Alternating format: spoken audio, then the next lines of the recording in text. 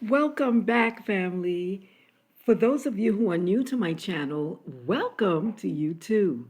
This is the channel where mature adults, especially baby boomers, learn to be better prepared for the unexpected and to live happier, healthier, stronger, and perhaps even longer. This is educational, not medical advice. If you've got a specific concern, talk with your healthcare provider, and if you want personal guidance, you can reach me privately. Today, we're going to talk about something that confuses almost everyone, and that's supplementation. Walk into any pharmacy or health food store, and you'll see walls of bottles. Vitamin C, vitamin D, calcium, magnesium, B complex, multivitamins promising everything from energy to defenses. And here's a question I hear all the time. Dr. Nolani, should I be taking supplements? What supplements should I be taking? My answer might surprise you. It depends. There absolutely is a time and a place for supplementation, yet not all supplements are created equal, and understanding and overstanding the difference can change everything about how your body actually uses what you're giving it, especially at this stage in our lives. Today, we're going deep. We are going to talk about the difference between whole food nutrition and isolated, fractionated vitamins. We're going to take a look at when and why supplementation makes sense, and we'll talk about what your body actually recognizes and absorbs.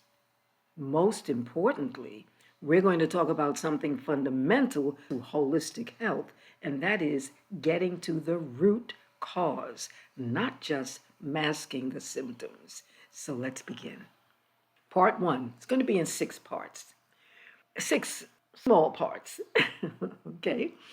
Part one, what are isolated vitamins? When most people think of supplements, they think of pills or powders that contain one or more isolated nutrients. Isolated means that a specific vitamin or mineral has been chemically separated, purified, and concentrated into a dose that's much higher than what you'd find in food. For example, a typical vitamin C tablet might contain 500 or even 1,000 milligrams of ascorbic acid, which is the chemical name for vitamin C. Compare that to an orange, which has about 50 to 70 milligrams of vitamin C. On paper, it looks like the pill gives you 10 times more, and you might think, why eat the orange? Just take the pill. However, here's where that logic gets confused, or at least it misses. When you eat an orange, you're not just getting vitamin C, you're getting fiber, water, natural sugars, flavonoids, carotenoids that we spoke about last time. Those are the orange and the yellow pigments that support your vision and skin. Potassium, folate, and hundreds of other plant compounds that work synergistically. They are working together. Those compounds are called cofactors. They help your body recognize, absorb, and use the vitamin C. The isolated vitamin C in that pill is naked. It arrives alone without the team of cofactors that would normally escort it into your cells. Your body is brilliant, and it's designed to recognize food, not chemistry. When you give it an isolated nutrient, your body has to pull from its own reserves to process it. It has to find the missing cofactors elsewhere, or it simply excretes it. It excretes what it can't use, it gets rid of it. That's why people who take high doses of vitamin C often have very expensive urine. Their body is literally flushing out what it can't absorb. Now, this doesn't mean isolated vitamins are useless. It means they are incomplete. They can address a deficiency and they can serve a special purpose, but they cannot replicate what whole food does in your body. They just can't. Part two, what is whole food nutrition? Whole food nutrition is exactly what it sounds like, nutrition that comes from whole food, minimally processed foods. Now, if you were to take an apple off a tree and wash that apple, that's processing. That's really minimally processing. When you eat an apple, a handful of blueberries, a serving of spinach, or a cup of lentils, you're giving your body a full orchestra of nutrients, not just one note. Here's an example. An apple contains about 25,000 phytonutrients. No, that wasn't a mistake. 25,000 phytonutrients. And remember, phyto just means plant nutrients. That's plant compounds working together to support your health. And here's the part that surprises people. An apple only contains about 5 to 6 milligrams of vitamin C. Compare that to a 500 milligram vitamin C tablet. Yet research suggests that the vitamin C in that apple can be as effective in the body as much higher doses of isolated ascorbic acid because it comes with all the cofactors your body needs to actually use it. The point is that your body doesn't just need nutrients, it needs nutrients in the proper context. Whole foods provide that context. They deliver vitamins, minerals, fiber, enzymes, antioxidants, and thousands of those phytonutrients in a form that your body has been designed to recognize and use. Isolated supplements just can't replicate that. They can fill a gap and they can address a deficiency, but they can't replace food. And as the years go by, this becomes even more important for us. Your digestive system produces fewer enzymes and your gut lining becomes less efficient at absorbing certain nutrients. And your ability to extract what you need from the food declines. And your need for those nutrients doesn't go away. If anything, it increases. That's why the quality and form of your nutrition matters more than ever. Part 3, when supplementation makes sense. I told you the parts would be short. I'm not anti-supplement. There are absolutely times when supplementation is necessary, helpful, and even life-saving. So let's go through a few scenarios. Diagnosed deficiencies. If your doctor runs blood work and finds that you're deficient in vitamin D, B12, iron, or magnesium, a targeted supplement can quickly bring those levels back up. This is medical supplementation, though. It is corrective, not preventative. And it's important. Deficiencies can cause real harm. They can cause fatigue, weakened defenses, bone loss, and even cognitive decline. In these cases, isolated supplements can serve a purpose.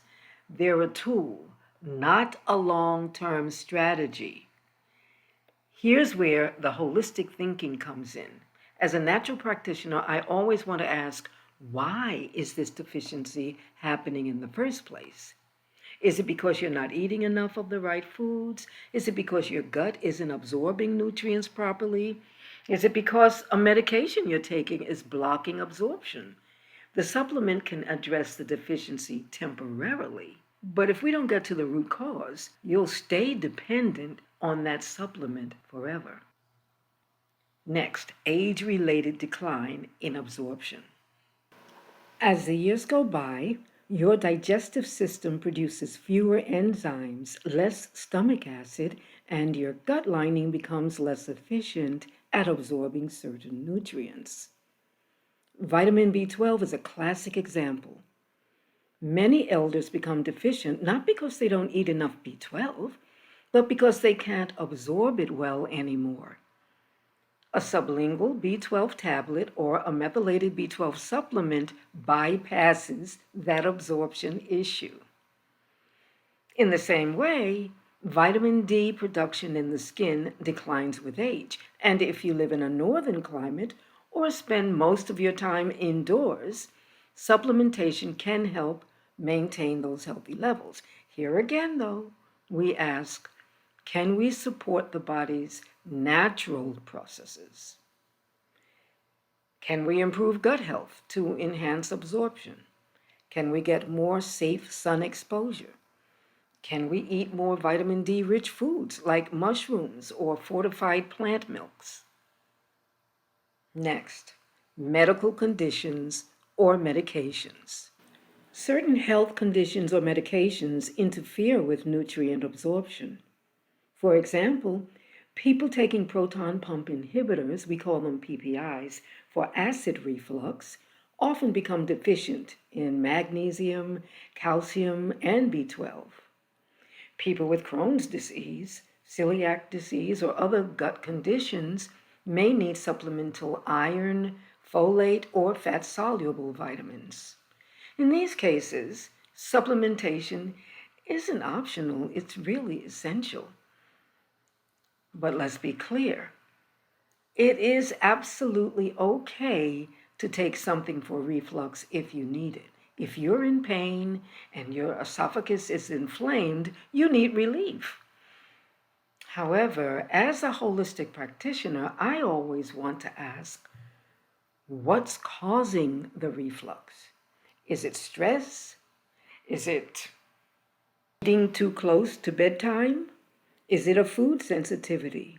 Is it low stomach acid and not high? Many people are put on acid blockers without ever investigating the root cause. The medication manages the symptom, but the underlying problem, whatever is triggering that reflux, stays untreated.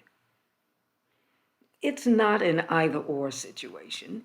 You can take the medication for relief, of course, while you work on identifying and addressing the cause. And here's the key. We are always looking for the option with fewer repercussions, fewer side effects. That means a supplement instead of a drug, maybe. That might mean a dietary change instead of a supplement. That may also mean stress management instead of another pill. We are always asking, what does the body need to heal itself? Next, periods of high demand. Pregnancy, breastfeeding, recovery from surgery or illness, intense physical training, all of these increase your body's nutrient needs. Prenatal vitamins, for example, are designed to fill gaps during a time when your body is literally building another human. And even here, whole food nutrition should be the foundation. Supplements are the safety net. That reminds me of when my youngest daughter was having her child. She used Juice Plus Functional Nutrition as her prenatal, along with iron. And of course, it was okayed by her gynecologist. Nutritional insurance. This is where most people live. You may not be diagnosed with a deficiency, you're not recovering from surgery, but you know you're not eating perfectly. I mean, who is? What is perfect? Maybe you don't get enough veggies. Maybe your diet is repetitive. You buy the same thing because you're used to the same thing, and you don't get enough diversity. Maybe you travel a lot, or if you're caring for someone else and your own meals get deprioritized. In those situations, a high-quality supplement can act as a bridge between what you're eating and what your body actually needs to absorb and use. Here's the key once again. It should still look as close to food as possible. Part 4. The problem with synthetic isolated vitamins. Not all supplements are created equal. Many over-the-counter multivitamins are made from synthetic, isolated nutrients that are chemically identical to the vitamins found in food, but structurally different. Your body can tell the difference.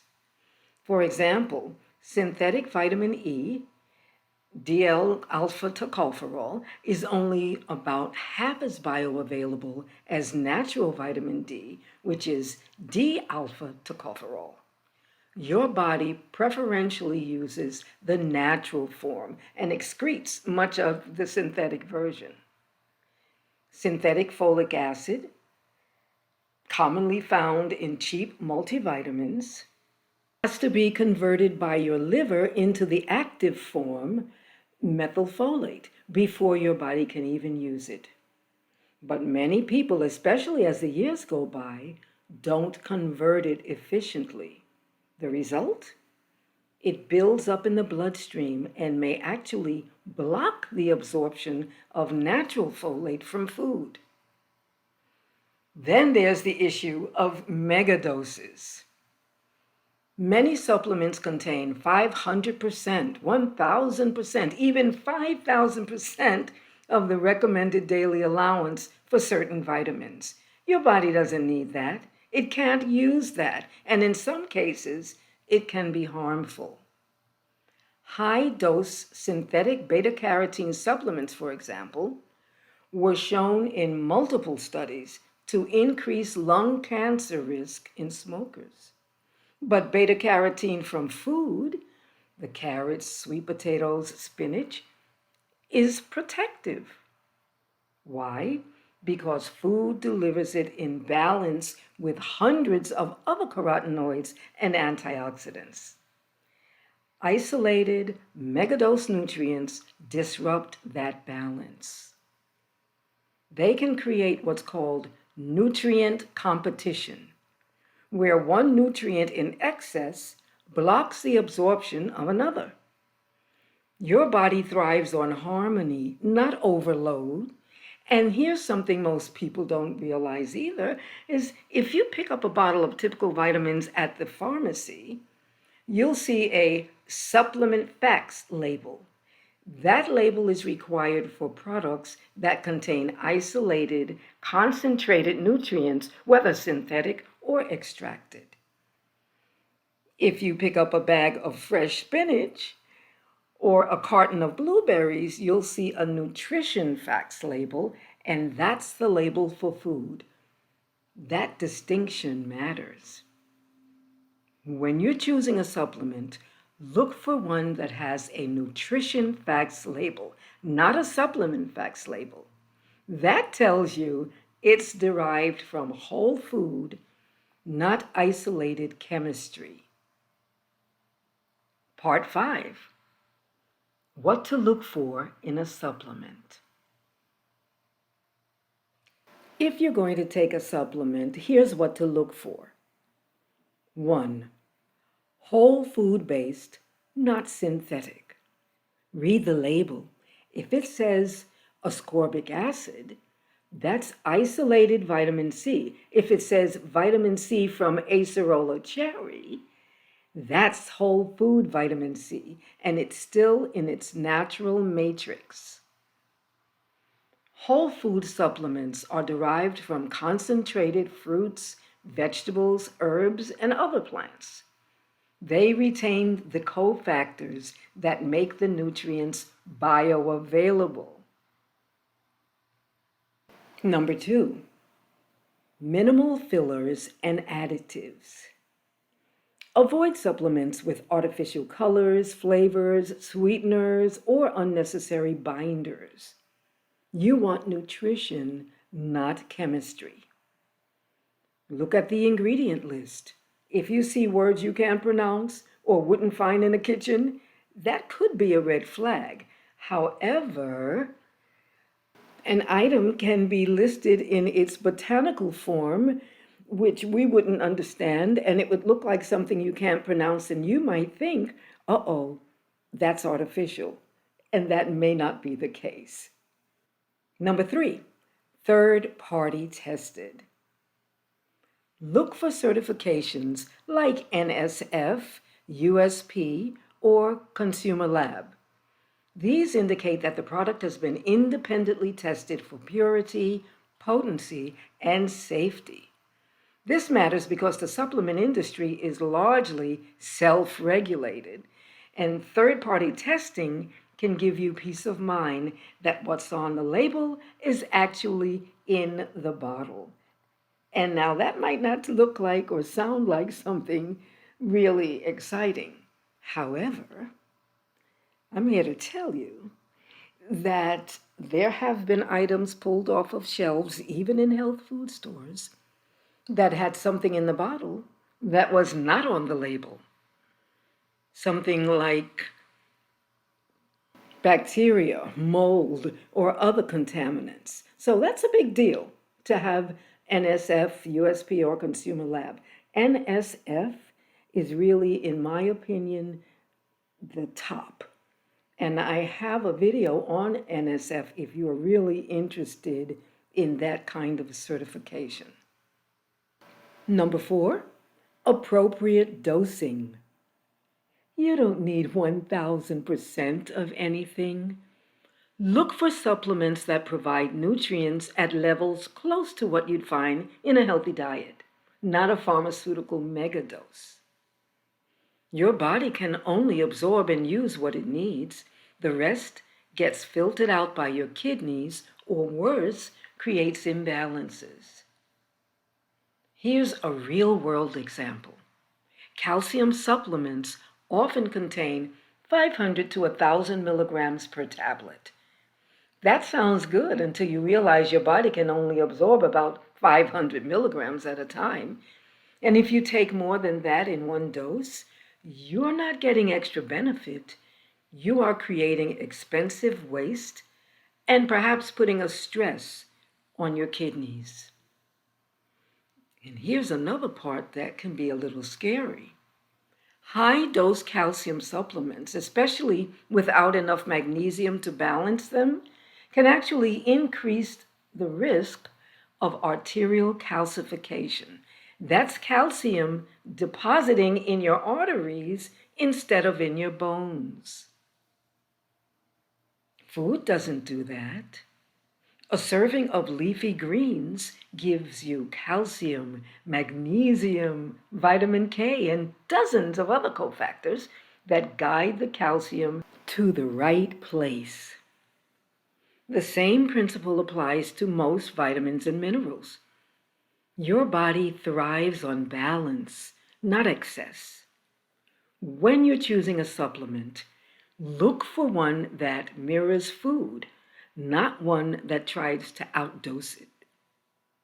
Number 5, look for a nutrient facts label, not a supplement facts label. This is a distinction that most of us never think about. If you pick up a bottle of typical vitamins at the pharmacy, you'll see a supplement facts label. That label is required for products that contain isolated, concentrated nutrients, whether synthetic or extracted. But if you pick up a bag of fresh spinach or a carton of blueberries, you'll see a nutrition facts label, which is the label for food. When you're evaluating a supplement, ask yourself, does this have a nutrition facts label or a supplement facts label? That tells you whether you're getting concentrated whole food or isolated chemistry. Your body recognizes food. It's designed to use food. Look for supplements that respect that design. Part 6, bringing it all together. Let's summarize what we've covered already. Isolated, fractionated vitamins have their place. They can correct deficiencies, support absorption issues, and fill gaps during high-demand periods. But they are not the same as whole food nutrition. Whole foods deliver nutrients in context, with all the cofactors, enzymes, and plant compounds your body needs to recognize, to absorb, and to use them effectively. That apple with 5 milligrams of vitamin C and 25,000 phytonutrients is doing something in your body that a 500 milligram ascorbic acid tablet simply cannot replicate. As the years go by, this becomes even more important to us. Your digestive system produces fewer enzymes. Your gut lining becomes less efficient. Your ability to absorb isolated nutrients declines. But your need for those nutrients doesn't go away. If anything, it increases. That's why intelligent nutrition, nutrition that looks like food, becomes so critical. You need supplements that your body recognizes as nourishment, not chemistry. You need diversity, not just one or two isolated vitamins. You need support for your defenses, your brain, your heart, your bones, your skin, all of it, in a form that works with your body's natural design. And as a holistic practitioner, I'm always looking upstream. We're not just asking, what supplements do we need? We're asking, what is my body asking for? What obstacles to healing can I remove? What is it starving for at the cellular level? Because when you remove the obstacles and give your body what it needs, it knows how to heal itself. Years ago, I was diagnosed with acute myeloid leukemia, a cancer of the blood and bone marrow. Now, I want to be very clear about something. When I was diagnosed, I was already eating exceptionally well, whole foods, plant-based. I was practicing everything I teach, and I had already been taking Juice Plus for years. So, did Juice Plus prevent my cancer? No. That's not what it was intended to do, and I would never claim that. Here's what I do know. I have always taught that the body heals itself when you do two things: when you remove the obstacles to healing, and when you give the body what it is starving for at the cellular level. My oncologist told me that my body responded to treatment in a way that really surprised them. My recovery after the bone marrow transplant was stronger than expected. And when I asked why, they pointed to one thing: the foundation I had built before I got sick. Now, I knew that to be the case, but I wanted to hear it from them. It wasn't just the nutrition, it was all 5 of those foundations working together. It was my mindset, my stress management, my sleep practices, movement, and yes, my nutrition.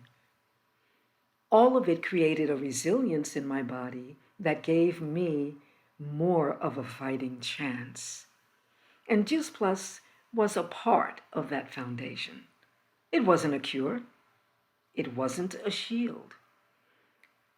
It was one piece of the intelligent nutrition strategy I had in place consistently for years, so that when the unexpected came, my body had reserves to draw from. That's what I mean when I talk about preparing your health for the unexpected.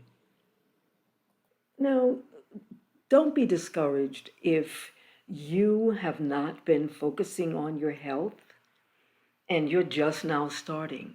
The good news is that it's never too late. You can always get better, and you can always make better choices, because your body is constantly, as long as you are breathing, I promise you, your body is working to heal itself. Today, I am completely healed. There's no cancer in my blood or in my bone marrow. It has been 4 years since 2022, and I'm completely clean. I don't take that lightly. and I don't claim that any one thing did it. I do know that removing the obstacles to healing and giving my body what it was starving for at the cellular level, day after day, year after year, built the resilience that helped me survive and recover. And Juice Plus remains part of my daily intelligent nutrition practice. It has a nutrition facts label, just like you would find on a bag of fresh vegetables, because it is concentrated, dehydrated, whole food powder in a capsule or in a powder form. It's a way to ensure that even on the days that I don't eat 30 different plants, which is rare, I'm still giving my body the concentrated whole food nutrition it recognizes and can use. Family, if you take one thing away from today, let it be this. Your body is brilliantly designed to use food, not isolated chemicals, not synthetic megadoses, food. When you choose a supplement, choose one that mirrors that design. And remember, supplementation is just one piece of the puzzle. Build all 5 foundations. Eat as many whole fruits and vegetables as you can. Chew them well. Take human bites, almost to a creamy texture, so your body can actually break them down and absorb the nutrients. Drink enough water. Move your body. Sleep well. Manage your stress. Build resilience in your mind. Remove the obstacles and give your body what it needs. And if you need nutritional support, choose it wisely. You are not a helpless victim. Your health is in your hands. You do have infinite possibilities. If you'd like to explore the science behind Juice Plus or anything else that I have said, visit my website. The link is in the description below. And though, if you have a friend or family member who is already a Juice Plus representative, please honor that relationship and get back in touch with the person you first learned about this from. That matters to me. I also invite you to join my Good Health Connections newsletter, where I share evidence-based education. Usually it's once a month, and I do send out a couple of times a week reminders of my Zoom call where I share more information like this and strategies to help you prepare your health for the unexpected. You can sign up at the link in the description. Thanks again for being here, and I'll see you in the next one.